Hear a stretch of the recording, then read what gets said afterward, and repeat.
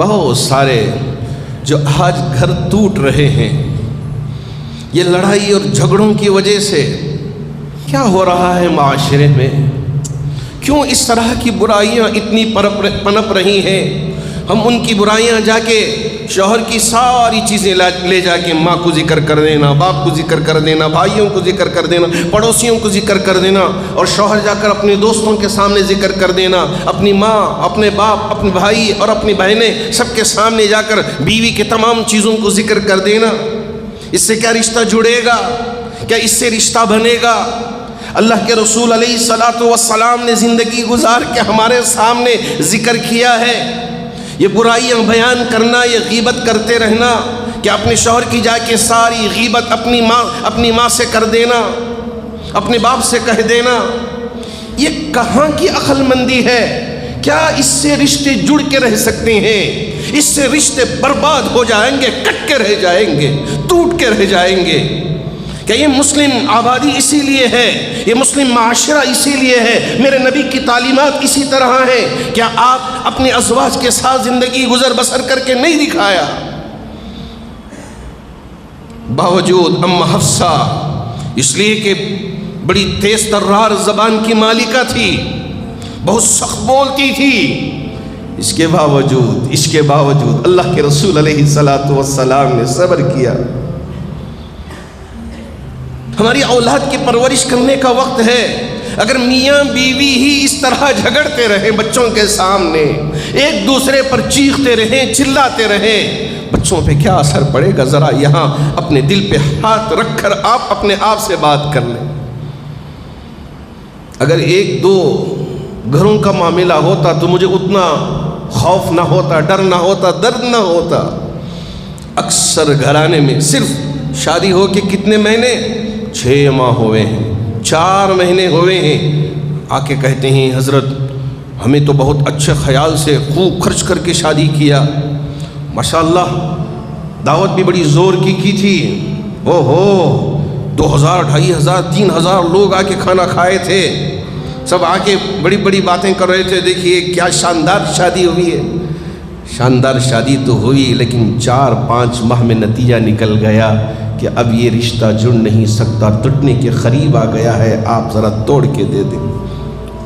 آپ ذرا مجھ سے کہیں کہ کوئی شخص آ کر مجھ سے یوں کہے کہ جو رشتہ اللہ کے نام پہ جڑا ہو، اللہ کے رسول کے نام پہ جڑا ہو، اور آ کے یوں کہے کہ اسے توڑ کے دے دیں، اس سے چھٹکارا مجھے دلا دیں، تو کیا گزرتا ہوگا ہمارے دل پر؟ اللہ کے رسول علیہ الصلاۃ والسلام نے بی بی فاطمۃ الزہرا اور حضرت علی کے درمیان بھی جب ناچاکیاں ہو جاتی، کبھی کسی بات پر تلخی ہو جاتی، کبھی کسی بات پر حضرت علی کو ناگواری گزر جاتی اور ناراض ہو جاتے، حضرت محمد عربی صلی اللہ علیہ وسلم خسر ہونے کے ناطے، بہاپ ہونے کے ناطے ان کے درمیان میں تیل نہیں ڈالتے تھے کہ آئے اور ذرا تیل ڈالیں، بیٹی کی سپورٹ کر دیں۔ باپ آ کے تیل ڈالتا ہے، ہاں بیٹی یہ کر رہی ہے تو بہت صحیح ہے، نہیں بالکل غلط، یہ 2 مسئلوں میں نہیں ہے۔ باپ کی ذمہ داری ہے بیٹی کی بھی اصلاح کرے، داماد کی بھی اصلاح کرے، اور ایک طرف وہ باپ جو لڑکے کا باپ ہے وہ اپنے بیٹے کی بھی اصلاح کرے، اپنی بہو کی بھی اصلاح کرے، تاکہ یہ رشتہ جڑ کر رہے، ان کے درمیان میں محبت ہو، لڑائی جھگڑے نہ ہو۔ اس کی فکر ہم کو کرنی ہے، یہ نہیں کہ یہ اور ذرا ہم تیل ڈالیں، جلے پہ نمک چھڑکنا جسے کہتے ہیں، پہلے سے جلا ہوا ہے اور ذرا نمک لگائیں، ذرا اس میں خوب اور درد دے اور اسے پریشانی ہو۔ یہ کام اگر ہم کرتے رہے، ماں بھی کر رہی ہے، باپ بھی کر رہا ہے، بھائی بھی کر رہے ہیں، تو یہ رشتے کیسے جڑ سکتے ہیں؟ کیا میرے نبی نے ایسا ہی معاشرہ امت مسلمہ کے لیے دیا تھا؟ کیا آپ کے لیے ازواج نہیں تھی؟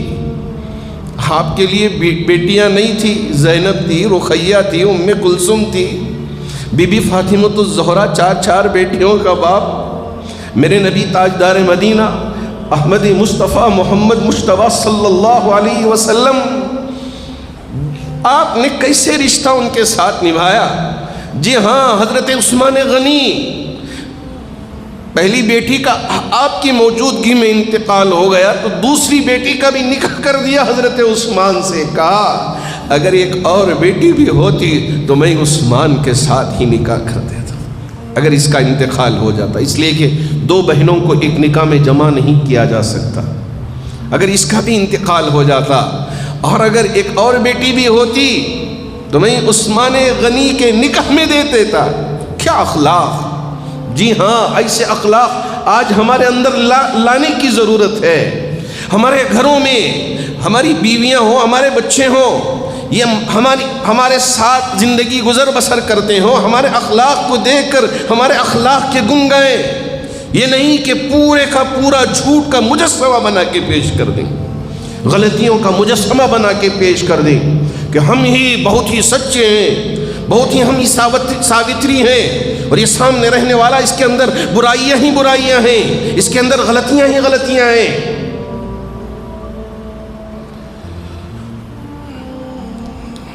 اس وقت ہم اپنے آپ کو ذرا بدلنے کی ضرورت ہے، اللہ کے نبی کے اس حسن معاشرت کو پڑھنے کی ضرورت ہے تاکہ ہم اپنی زندگی میں یہ لے کے آئیں۔